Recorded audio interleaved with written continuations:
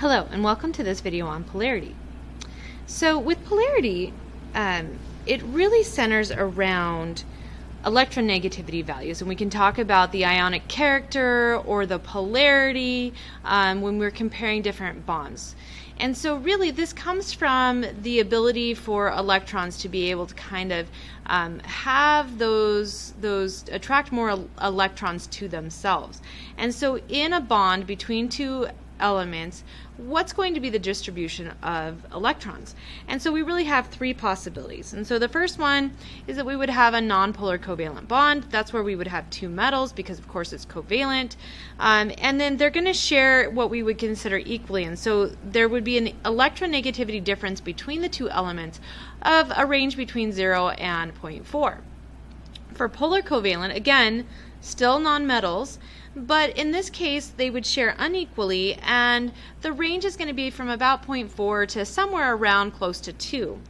Now this means that those electrons, even though they're being shared, they're spending more time with one element than the other, and the one they spend more time with is the one with the greater electronegativity value, the one that's going to be able to attract those electrons to themselves a little bit more. Okay?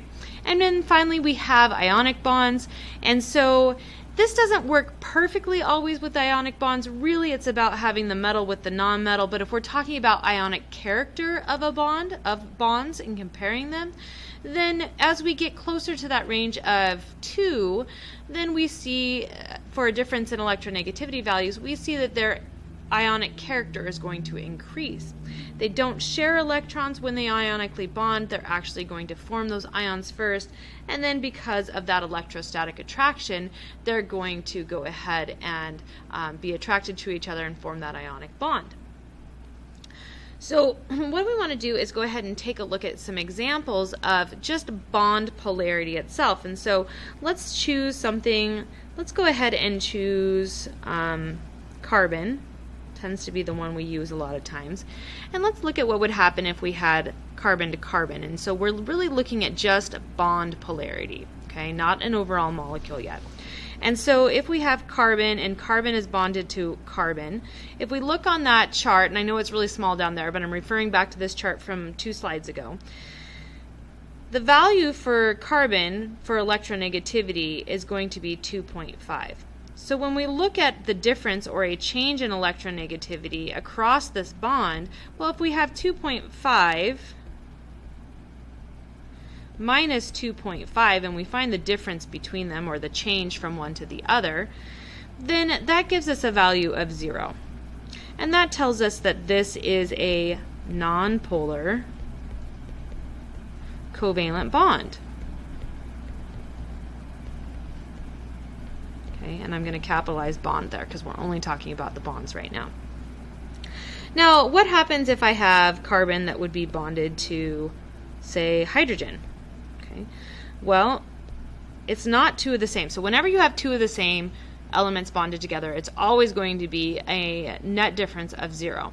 But in this case, 2.5 and this one is 2.1, and so our change in electronegativity value, so that delta, that little triangle, is the Greek letter delta, and that means change.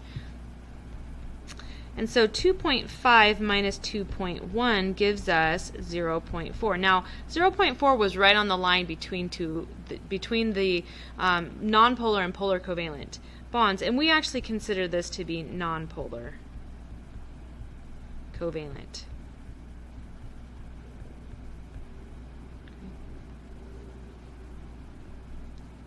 So let's look at an example that would be polar then.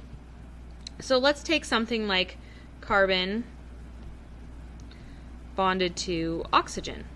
So carbon, again, 2.5, and oxygen is 3.5. So now if we do our change in electronegativity value, I just put whatever one is larger at the very beginning because we're really looking for an absolute value here to tell us about this. 2.5, we get a value of 1.0.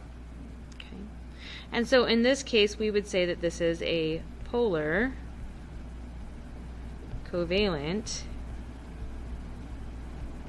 bond.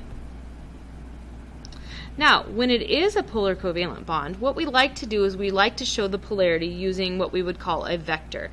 And a vector is basically a line showing the magnitude and with an arrow showing the direction. And when we do this, the way that we're going to do it for this one is there's going to be a little plus symbol down here, and we're going to have an arrow on the other end. And what we know is that the value that is greater, okay, so this value is greater, they're going to spend more time with oxygen. And so the oxygen end of this is going to be slightly negative, and the carbon end of this is slightly positive. Okay, so the slightly negative area is always going to be the greater electronegativity. All right. So if we're taking a look at polar versus nonpolar molecules, it's not just about what happens in the bonds, it's about the distribution across the molecule itself. And so with a nonpolar molecule, what we know is that there is going to be an equal and opposite bond forces across our entire molecule itself. And when that happens, we don't have any lone pairs of electrons that are going to be on the central atom. So that's a really good first indication. If you don't see lone pairs of electrons, it likely at this point in our chemistry career is going to be nonpolar. Later on, that might not necessarily be the case, and there is an exception, and we'll talk about that. Now, for polar molecules, what happens is not all bond forces are either equal in magnitude or opposite in direction. So the opposite part of this comes from the lone pairs of electrons, okay?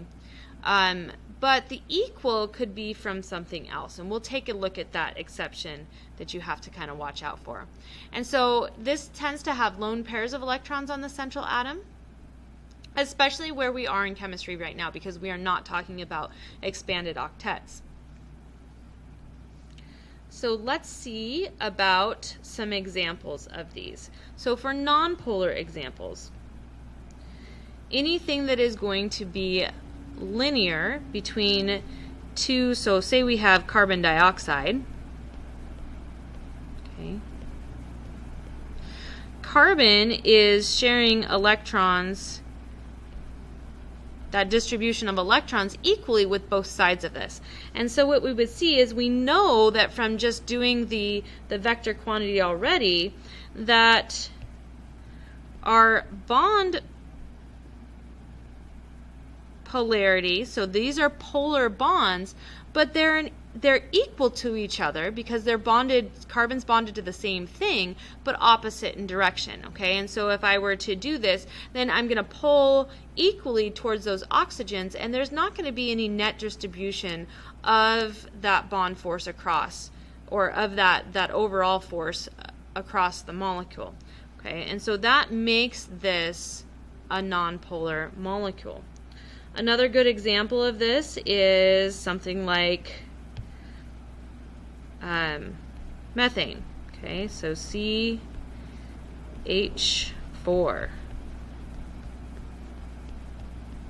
Now we said each one of these is going to be a nonpolar bond, but no matter what, there's no difference. Those are all pulling equal and in opposite directions. What if we had something like boron trifluoride? Same thing. Boron is only going to bond to 3 fluorines. There are no lone pairs of electrons because remember, boron is the exception. It only needs 6 valence electrons. And so fluorine is the most electronegative element on the periodic table. And so all of these are going to be, bond forces are going to be equal in magnitude because they're all bonded to each one of them is a bond between boron and fluorine, but they're all opposing each other, and so they're basically tugging on boron in equal directions.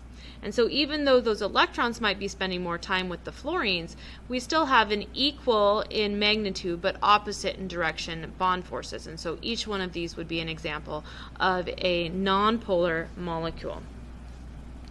So now let's take a look at a polar molecule. So probably the classic example is always H2O. So we have an oxygen bonded to two hydrogens. Okay. Lone pairs of electrons. As soon as we see those lone pairs of electrons, we have to ask ourselves, is this polar? In our case, yes, it's going to be polar right now.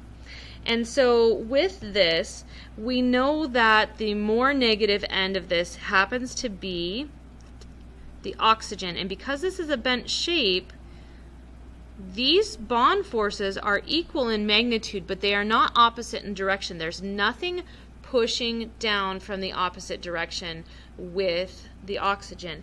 And so what we know is that the oxygen region is slightly negative, and each one of these hydrogen ends is slightly positive, and so this is a polar molecule.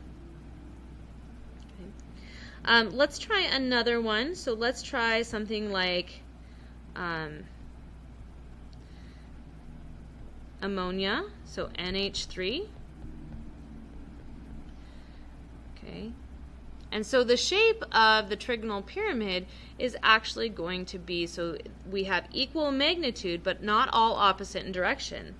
And with that, nitrogen is going to be the slightly negative end because nitrogen has greater electronegativity, and again, those hydrogen ends are slightly positive.